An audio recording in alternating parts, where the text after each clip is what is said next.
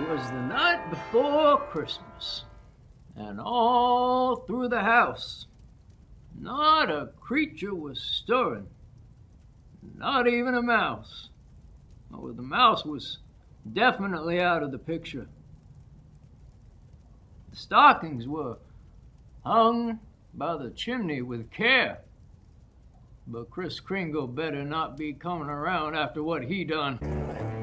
Your grandpappy holds a grudge like nobody's business. The children were all nestled up. Your father, one of the aforementioned Nestlees, was chained in the family larder for backtalk.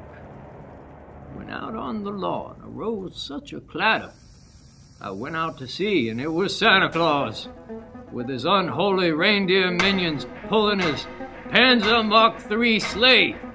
Oh, he called them out by name.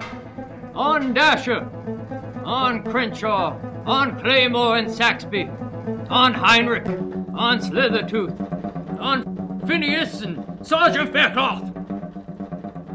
I heard his laughter up on the roof. The clippity-clop of hooves, little cloven hooves.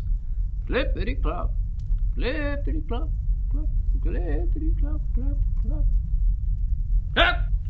Incoming!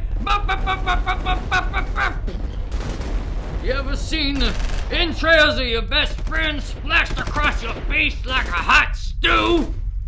And you will too one day if you play your cards right. Yeah. How about some bubble gum?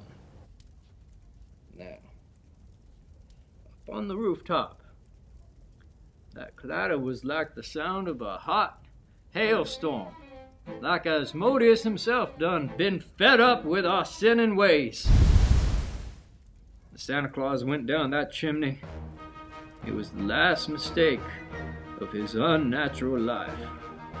He shattered his kneecap on my rusty old flue, and yelled and prayed to his man Jesus, howling like a woman in breech birth. I was on him in a flash, with my trusty elephant knife, holding it like it were the family Bible. Now he was dressed from head to foot in trophy furs meant to instill fear, but much like the British redcoats, it was hubris that was his undoing. I was on him like a crack of a leather whip, and I severed his Achilles tendon. He lay there squirming like a slug in salt, begging for quarter. My wife, your grandmother, she barged in and started crying, "Spare him!" I wheeled on her like Roosevelt himself, saying, "I'll deal with you later, woman. You go brew up some reindeer poison and make it good." She left, crying and sobbing. That's why I love her to this day. I knelt in close to Santa Claus, wielding my knife, and I said, "I'm gonna take my knife and I'm gonna cut off your button nose, put it around my woman's neck, and then I'm gonna take your skull and make a cup out of it, and I'm gonna drink. With that, your grandpappy, well, he took his knife.